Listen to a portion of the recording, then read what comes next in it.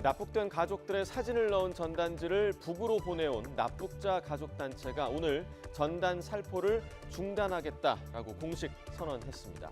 앞서 이재명 대통령이 위로해준다면 중단하겠다고 말은 했는데 그 이후 통일부 차관 또 장관 후보자와 잇따라 통화한 뒤에 화답을 한 겁니다. 자, 오늘 오전에 있었던 기자회견 내용부터 들어보겠습니다. 이 방송을 보시는 국민 여러분께 약속드립니다.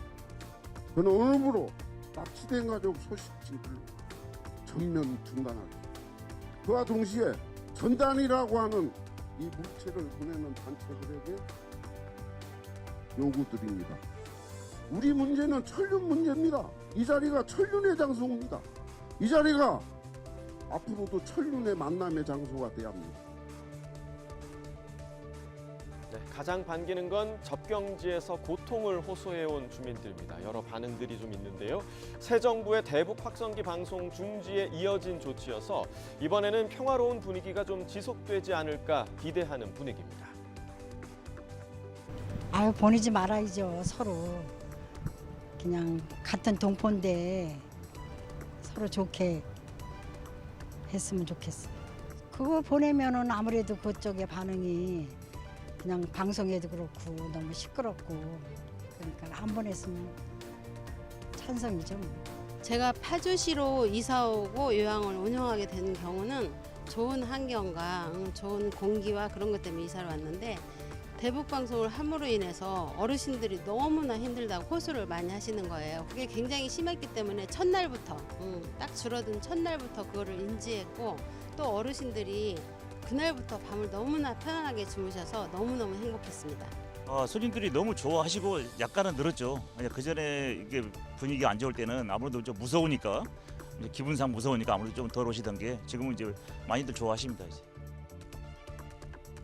네, 대북 확성기 방송은 정권에 따라 중단과 재개가 반복이 됐죠.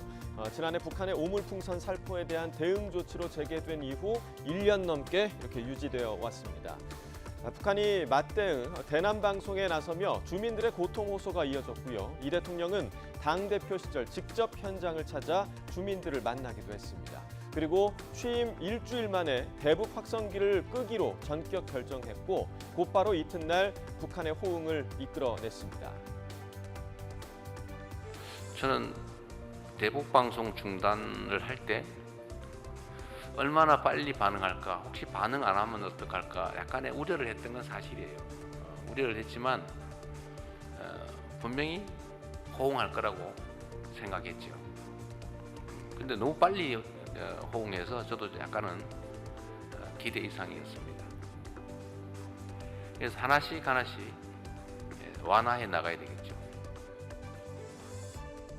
새 정부의 선제적 유화 조치는 이뿐만이 아닙니다. 지난 3월과 5월 북한 주민 6명이 동해와 서해에서 북방 한계선을 넘어서 표류에 내려왔는데 이들을 다시 북으로 송환을 하기로 한 겁니다.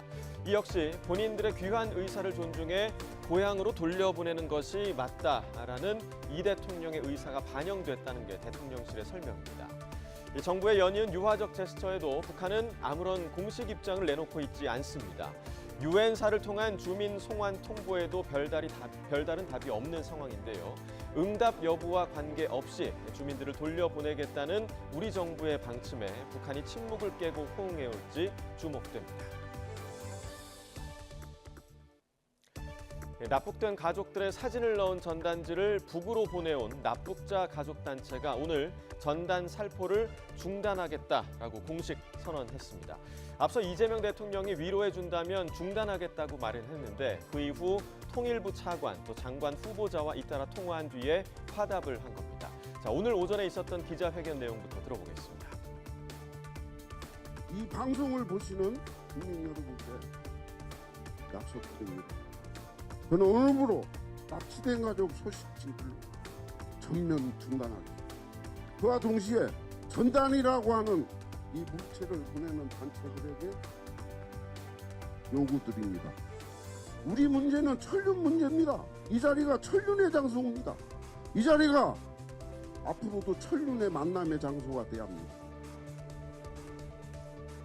네, 가장 반기는 건 접경지에서 고통을 호소해온 주민들입니다. 여러 반응들이 좀 있는데요.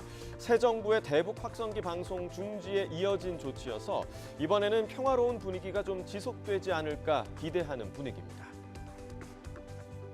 아유, 보내지 말아야죠. 서로 그냥 같은 동포인데 서로 좋게 했으면 좋겠어. 그거 보내면은 아무래도 그쪽의 반응이 그냥 방송에도 그렇고 너무 시끄럽고, 그러니까 안 보냈으면 찬성이죠.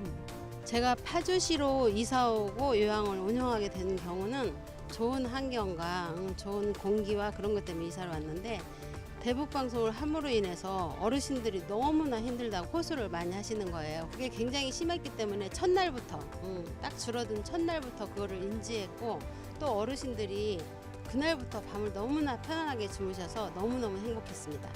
손님들이 너무 좋아하시고 약간은 늘었죠. 그 전에 이게 분위기가 안 좋을 때는 아무래도 좀 무서우니까, 이제 기분상 무서우니까 아무래도 좀 덜 오시던 게 지금은 이제 많이들 좋아하십니다. 이제. 네, 이 대북 확성기 방송은 정권에 따라 중단과 재개가 반복이 됐죠. 지난해 북한의 오물풍선 살포에 대한 대응 조치로 재개된 이후 1년 넘게 이렇게 유지되어 왔습니다. 북한이 맞대응 대남 방송에 나서며 주민들의 고통 호소가 이어졌고요. 이 대통령은 당대표 시절 직접 현장을 찾아 주민들을 만나기도 했습니다.